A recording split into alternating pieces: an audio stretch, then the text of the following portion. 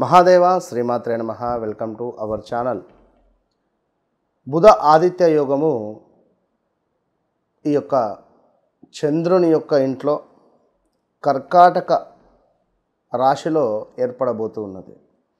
ఈ బుధ ఆదిత్య యోగము కర్కాటక రాశిలో ఏర్పడేటువంటి సందర్భంగా ఏ రాశుల వారికి బాగుంటుంది, ఏ రాశుల వారికి బాగుండదు.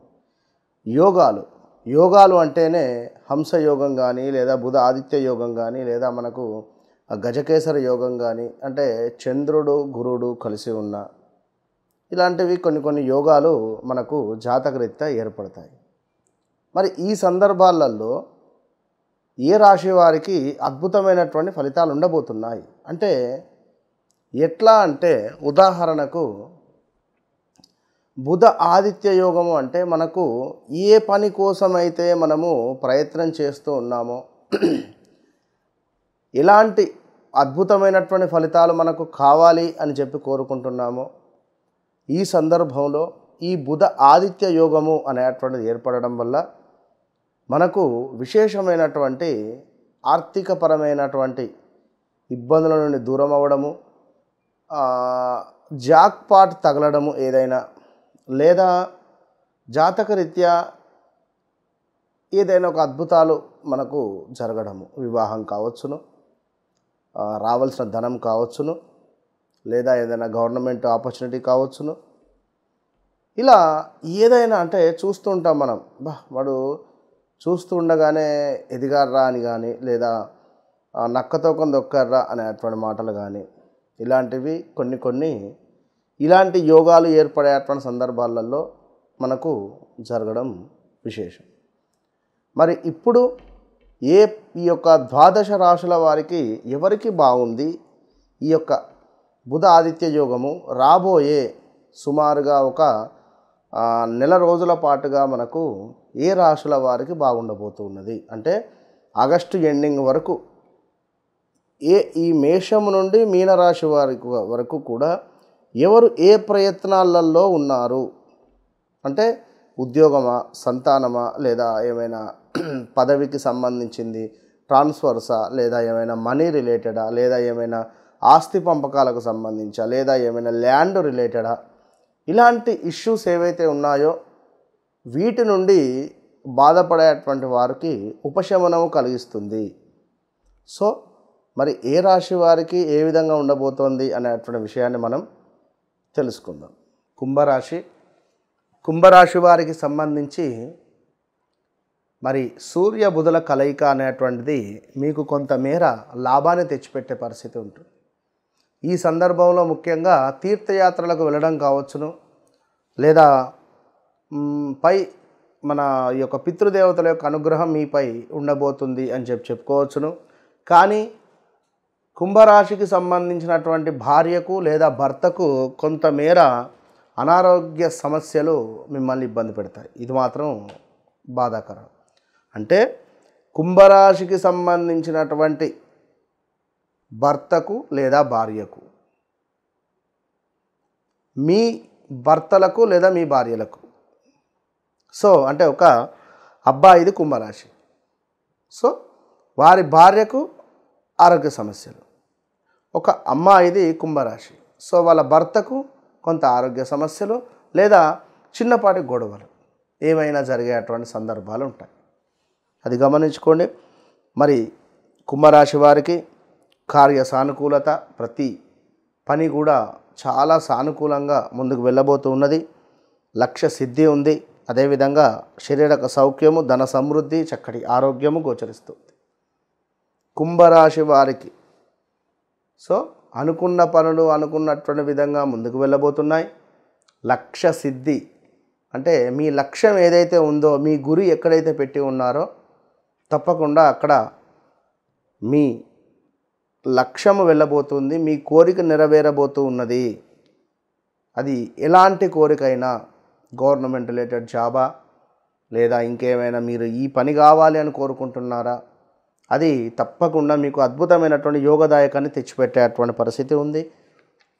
మరి దీంతో పాటుగా కొంతమేర విద్యాధిక్యతే అంటే విద్యాధిక్యతచే అంటే విద్య నాకు వచ్చు, నాకు తెలుసు అనేటువంటి అహంకారము మంచిది కాదు అని చెప్పకనే చెప్పడం జరుగుతున్నది. సో ఈ విషయాన్ని గమనించుకోండి. విద్య మనకు ఎవరైనా చదువుకున్నటువంటి వారికి మొన్న ఈ మధ్య ఒక గొప్ప విషయము ఎక్కడో చూడడం జరిగింది. అంటే చదువుకున్నటువంటి వారికి అదేవిధంగా సంస్కారం ఉన్నటువంటి వారికి చదువు సంస్కారం రెండూ ఉండాలి అనేటువంటి విషయము చాగంటి కోటేశ్వరరావు గారు చెప్పడం జరిగింది. ఎంతో అద్భుతంగా అనిపించింది ఆ యొక్క సందేశం. అంటే ఎవరో ఇంటికి వచ్చినటువంటి సందర్భం కానీ ఏదో పని చేసే చోట కానీ ఓకే కట్ రిపీట్ మళ్ళీ. సో చాగంటి కోటేశ్వరరావు గారు చాలా అద్భుతమైనటువంటి విషయం చెప్పి ఉన్నారు ఈ యొక్క చదువుకు సంస్కారానికి సంబంధించి. సో ఎందుకంటే మనిషికి కావలసినవి చదువు ఒప్పుకుందాం, కానీ తెలివితేటలు కూడా కావాల్సిందే. కనుక ఈ సందర్భంలో మీ యొక్క తెలివితేటలు అనేటువంటివి చాలా అవసరం అని చెప్పడం జరుగుతూ ఉన్నది. కనుక విద్యాధిక్యతచే అంటే విద్య నాకుంది అనేటువంటి అహంకారం పనికిరాదు కుంభరాశి వారికి. ఇది గమనించుకోండి. మనోధైర్యము, ధన లాభము ఉంది, అదేవిధంగా విజయ ప్రాప్తి ఉంది, అదేవిధంగా మాట చెల్లుబాటు చేసుకునేటువంటి పరిస్థితి. పలానా సమయానికి పలానా డబ్బులు ఇస్తా పో, కరెక్ట్గా ఆ సమయానికి మాట చెల్లుబాటు అవ్వడం. అదేవిధంగా ఖచ్చితంగా ఈ సందర్భానికి ఈ పని నేను చేసి పెడతా. సో మాట చెల్లుబాటు. మధ్యవర్తిత్వానికి మాత్రం పోవద్దు, ఇది మాత్రం గమనించుకోండి. సో ఓవరాల్గా కుంభరాశి వారు ఈ సమయంలో శత్రువులపై ఘన విజయము అని చెప్పుకోవచ్చు. అదేవిధంగా సంతానం కాని వారికి సంతానం కలిగే పరిస్థితి, చిన్న చిన్న ఆదరణ లోపము ఉండేటువంటి పరిస్థితి ఉంది. అదేవిధంగా మానసిక భీతి, బంధు నష్టము కూడా వాటిల్లే పరిస్థితి ఉంది. కనుక ఏది మాట్లాడినా ఎప్పుడు మాట్లాడినా ఆచి తూచి మెల్లగా మాట్లాడడము అనేటువంటిది ఎంతో అవసరము.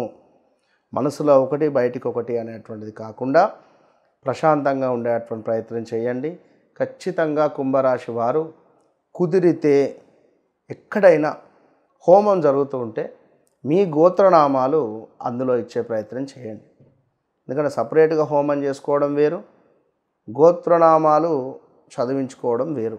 లేదా ఒక నెయ్యిని తీసుకువెళ్ళి ఆ యొక్క హోమానికి సంబంధించి డొనేట్గా ఇవ్వండి.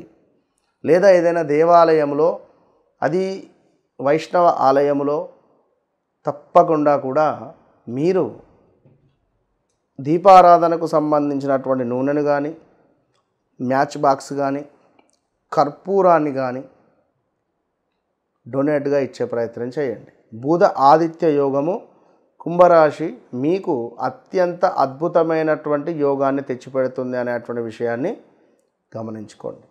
ఈ సందర్భంలో సంతానానికి సంబంధించి, వివాహానికి సంబంధించి, విదేశాలకు సంబంధించి మార్పులు చేర్పులు జరగబోతున్నాయి. ఈ 41 రోజులలో మీరుగా ఏం కావాలి, మీ సంకల్పం ఏమిటి అనేటువంటిది మీరు ఒక పేపర్ మీద రాసి పెట్టుకోండి. సో ఈ రాబోయే 41 రోజులలో మరి ఈ పని కావడానికి కూడా నేను చెప్పినటువంటి రెమెడీస్ చేయాలి.